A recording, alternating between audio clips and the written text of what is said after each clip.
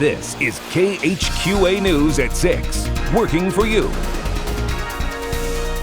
Good evening. I'm Chad Douglas. Raja is off tonight. David on assignment. KHQA News at 6 begins with team coverage of devastating storms across the Midwest this evening, from capital to capital. Live reports from Springfield, Illinois to Jefferson City, Missouri, and everywhere in between, as residents now begin to deal with the aftermath of heavy rain, straight-line winds, hail, even tornadoes that left a trail of damage, including a countless number of families that are now displaced after an EF3 tornado ripped through Jefferson City just before midnight. 160-mile-per-hour winds has meteorologists saying this is actually closer to an EF4 tornado.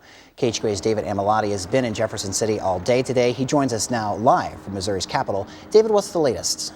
Chad, the good news we want to reiterate is that no one has died as a result of this tornado or the severe weather in this immediate area. A number of fatalities. We did learn of a tornado that did kill 3 people early this morning in a nearby community. If you've ever wondered what it looks like when a structure is hit head-on by an EF3 tornado, again, like you said, 160-mile-an-hour winds. Right behind me is a business that got smashed last night. It was in the direct line of the tornado. I actually spoke with the property owner just a few hours ago, and she honestly just couldn't find the words to describe how she felt. Molly Sitt says she can't find the words as she cleans one of her properties on historic Capitol Avenue in Jefferson City. Just trying to wrap my head around it. There's a lot of sweat equity in this building that I have done to get it to where it is, and to see it completely destroyed in one night, it's a little hard to take in. 2 of the hardest hit areas include 500 block of Ellis and here at Cherry Street near the Old State Penitentiary. That facility has had a wall come down, officials say, as long as 200 feet. Had we had an event last night in Avenue HQ, that would have been catastrophic on lives. The cleanup process continues. Officials say any resident who needs help should seek it out. Multiple shelters have been created, including the area YMCA. They're giving us food over here. I've got so many people showed up to help us salvage what we could out of the buildings. I mean, everybody is helping everybody. There's trucks, there's crews. Surrounding communities have provided emergency support. As far as residents wanting to volunteer, Lieutenant David Williams with the Jefferson City Police says, not yet, stay at home. You just never know when this is going to happen. Listen to the weather, take it serious, and stay safe. Williams says food and clothing donations are not needed. What the community needs is cash donations through the American Red Cross. Meanwhile, if anyone is interested in volunteering, United Way is organizing that effort, which will deploy tomorrow. Nobody was in the building. Nobody got hurt. We are safe. It's a building. It's stuff. And that is the bottom line. The lives cannot be replaced, and that is the saving grace that it happened at night when nobody was in this building. Now, the crews in this area will continue into the night. Citywide, they'll continue overnight. This is mostly a volunteer effort. You have property owners, you have residents, you have volunteers. In fact, a businessman volunteered all of the services to clean up just this immediate block. And again, we're at Lafayette and East Capitol. This is considered a historic neighborhood here in Jefferson City. And it's just mind-boggling to see all of the damage. And I do want to mention that this isn't the only trouble that Jefferson City faces tonight. Along with the storm cleanup, they also had to deal with rising floodwaters nearby. Live in Jefferson City, David Amilati, KHQA News. We'll send it back in studio now to Rich for First Forecast. All right, David, thank you very much. And the good news is we had a nice dry day today. That's the good thing. The bad thing is we got another chance of showers and thunderstorms late tonight, and that may continue into tomorrow. Here's what's going on. The latest in the 3-hour satellite radar imagery shows we got showers and thunderstorms that have erupted well to our west, but we also have a weak boundary lined up from central Kansas towards St. Louis that extends into central Ohio. Now, this boundary may start to lift northward into our neck of the woods. That's going to be the trigger for showers and thunderstorms late tonight. But a closer look at what's going on, it's just some high and mid-level cloud cover beginning to increase as we head towards sunset tonight. Now, as far as temperatures, we're in the mid and upper 70s, a little bit less than what we had originally forecast for today. We'll drop back into the mid 60s. Chance of showers and thunderstorms. That's late tonight. East breeze at 5 to 10 miles an hour. Now for tomorrow, we do have a chance of showers and thunderstorms, especially as we head towards the late afternoon and evening hours. Highs up into the mid 80s. Some of those storms could be strong to severe. We'll talk about that more in the forecast coming up in just a few minutes. All right, thanks, Rich. We continue our storm damage now left behind here in the Tri-States, including a reported EF1 tornado in Hancock County, Illinois last night. Joining us live now from Basco, Illinois is KHQA's Lindsay Whitaker. Lindsay, what have you learned there today? Well, Chad, good evening first and foremost. I'm just right off of East County Road 900, and this is actually a Warsaw address. We're about 6 miles west of Basco, Illinois, just a couple miles off of I-96. But I'm going to step out of the way here because I want to show you the result of an EF1 tornado damage right here in Hancock County. As you can see across this field here, a barn has been completely flattened, and we've been unsuccessful in reaching the homeowner at this time, but we can confirm that was flattened by the EF1 tornado from the National Weather Service. And the other damage here, if we spin around here to this home, there is a tree completely on this house, and crews, since we talked in the 5 o'clock rather, have been working to clear this tree off of this home, and a lot of chainsaws are running, a lot of debris being thrown down off of the roof of this house, and also a top part of the house was blown off across the yard and onto a clothesline. So these wind speeds reached in excess of about 100 miles per hour here, and you can see in this front yard this tree has been completely snapped in half.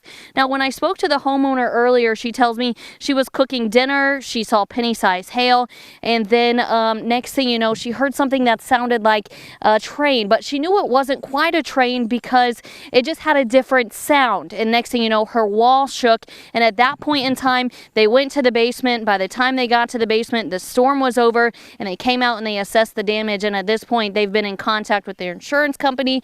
The National Weather Service has been out here all day surveying damage. And so at this point, it's a cleanup process. Coming up tonight on KHQA News at 10, we'll speak to the homeowner, and we'll also show you some more damage in the area. Reporting live in Warsaw, Illinois, Lindsay Whitaker, KHQA News. Thanks, Lindsay. New at 6, while the Gem City remained mostly untouched from last night's storm, rural Adams County is another story. KHQA's Michelle Wolf joins us live from Camp Point Central High School now and walks us through the damage there. Michelle? Chad, when driving by Camp Point Central, the first thing you'll notice is a fallen tree in front of the school. But upon a closer look, especially in the north parking lot here, scattered debris like this foam piece and mangled fencing.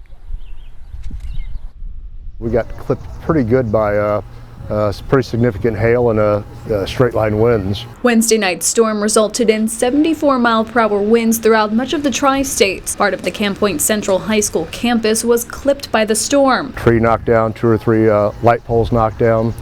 On the north side of our complex, our bus garage had significant hail damage through the vinyl siding on that. Superintendent Marty Cook says the district was planning on replacing the roof at the high school next week. That will now have to wait. And so all the materials delivered on site, and it is now scattered on about a 40-acre swath. The roofing materials were blown across the baseball field. Some cracked in half. We're fortunate it was somewhere around 8:30, 9 o'clock last night versus 5 hours sooner when this been a pretty active place at that point. I've already started the insurance claim, so we'll be busy for the next few weeks trying to assess damage and make sure we got everything covered. The roofing material that Cook is talking about is all of these foam boards here. They were all set up at one end of the parking lot, but when the storm came in, it catapulted.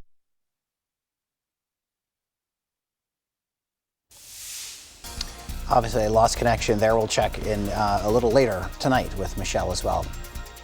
Coming up on KHQA News, I'm Marcus Espinoza. I'll show you what you'll need for your next camping trip and how to stay safe and up to date. Well, severe weather causing some serious damage in the land of Lincoln. We will continue KHQA's extensive team coverage with a live report from our sister station in Illinois state capitol coming up. And see how you can help with recovery and cleanup efforts following that major tornado in Jefferson City. That and much more as KHQA News at 6 continues right after this. You're watching KHQA News at 6, working for you. Happening now, residents across the Midwest continue to pick up the pieces following severe weather and tornadoes last night, sweeping from the capital of Missouri all the way to the capital of Illinois. Joining us now live from Cantrell, Illinois, near Springfield with our sister station is Symphony Sherman to show us the mess that was left at least in one residence yard there. Symphony? Shad, the storms really took a toll on homes here in Cantrell. Let's just take a look to my left.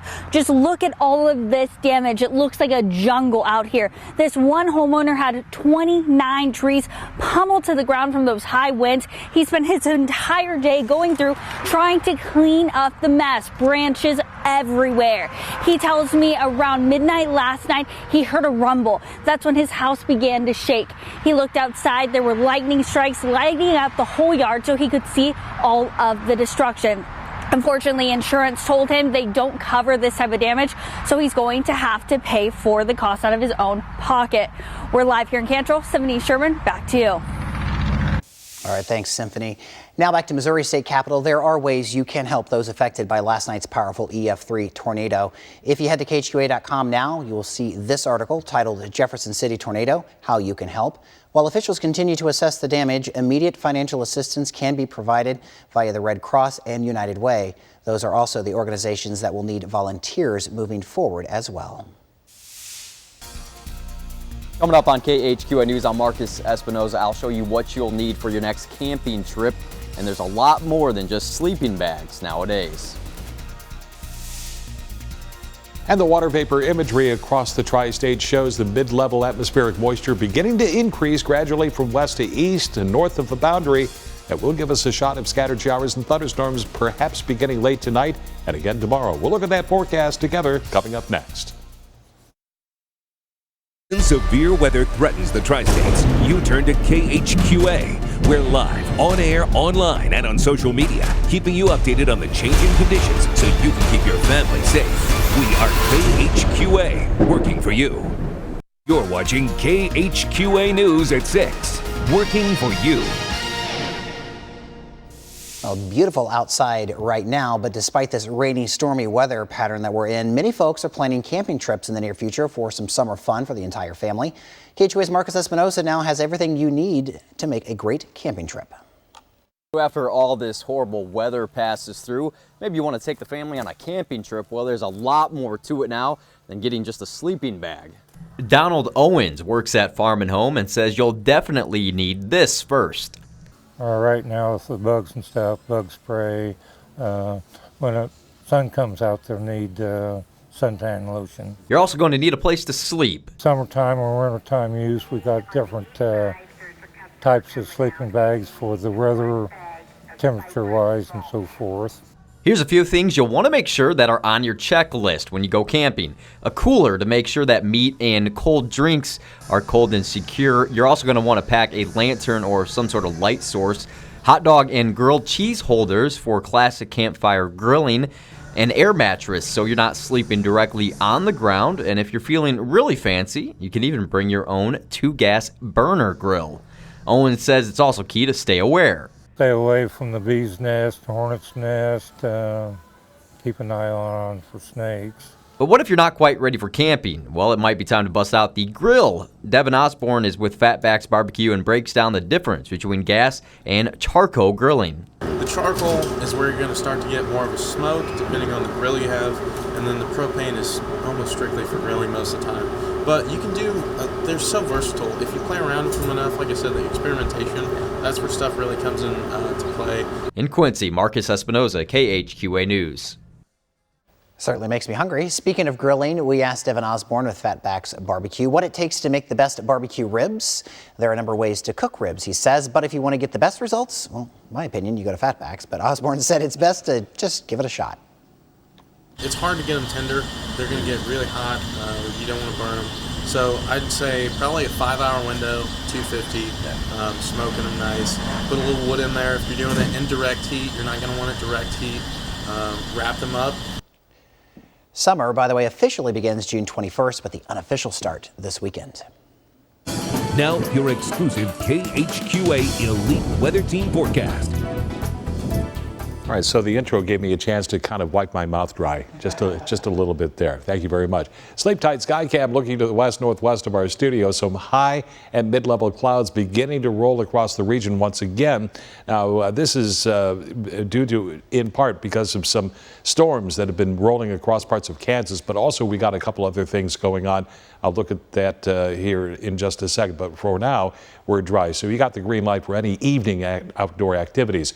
Currently, Quincy Regional Airport, 77 degrees, humidity at 52% with a calm wind, and the pressure been steady and holding there at 30.08. Same situation at Macomb, a nice blue sky with some wispy clouds, 74, 55% humidity with a light wind out of the west-northwest. Pressure also holding steady at 30.09. 75 on the gauge at Keokuk and Fort Madison, Novelty 76, Monroe City, same at Kirksville and also Jacksonville, 78 degrees now at Pittsfield and 77 at Barry. Light wind out of the west-northwest up to about 5 miles an hour.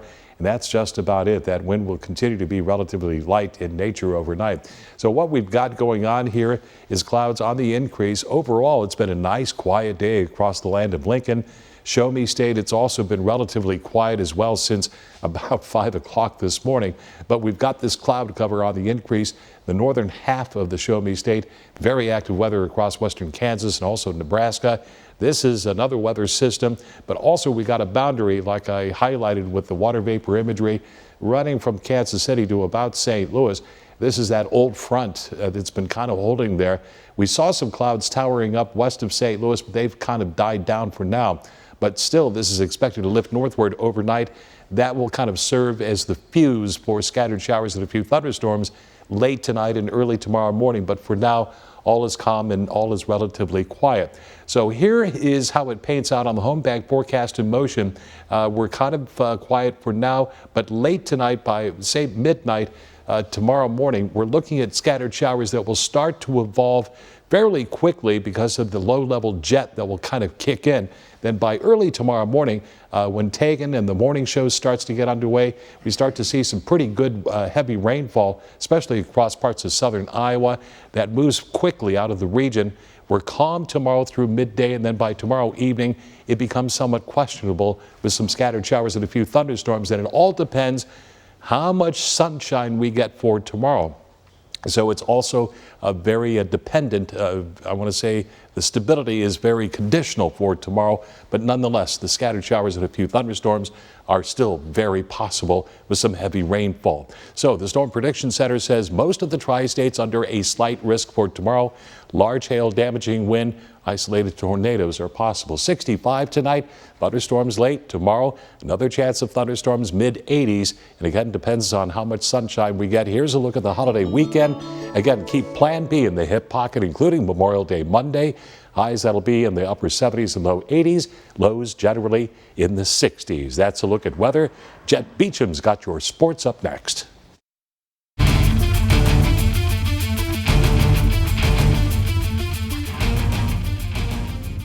Crofton experience, it's the best thing that I probably could have been through. Small school, everyone knows everybody. We're all like one big family here, and I don't think that many other schools get that, and I'm really blessed to have gone to Crofton. And over the past 4 years, the Clopton experience for anyone else has included Damian Walker. The senior standout has been a fixture in Hawks athletics, participating in football, baseball, basketball, track, and even golf at some point during his high school career. But Walker's biggest impact has been on the gridiron, where the first-team All-District linebacker served as a 2-year team captain and a starter on both sides of the ball for 3 years. Football has always been my favorite sport, and the physical toughness is one of my favorite things about it.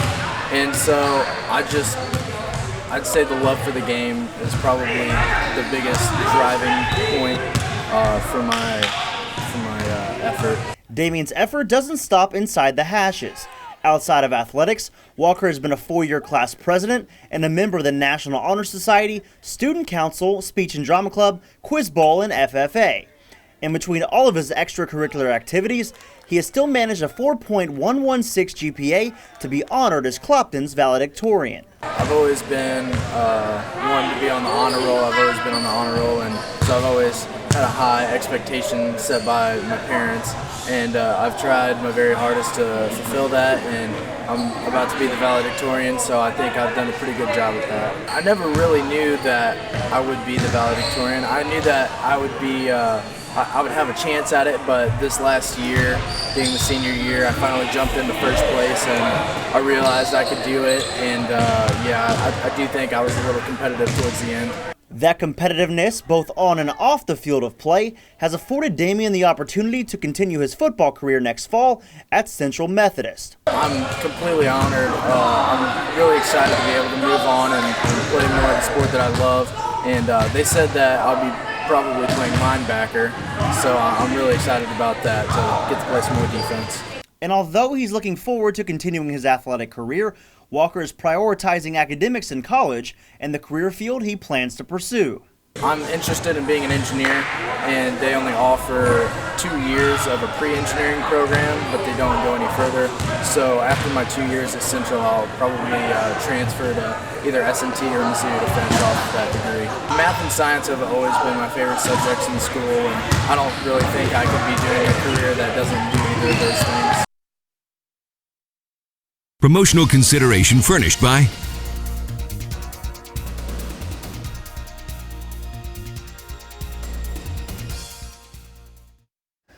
And we take a final look at our 7-day forecast, which looks kind of daunting. It is, because we get this weather cycling over and over and over again. Chance of thunderstorms late tonight, lows in the mid-60s. Chance of thunderstorms again tomorrow. Some of those might be strong to severe. Highs back up into the mid-80s. All right, keep it here and download that KHQA Elite Weather Team app. That thing goes where you go. I love that thing. It's free and it's for you. Have a great night.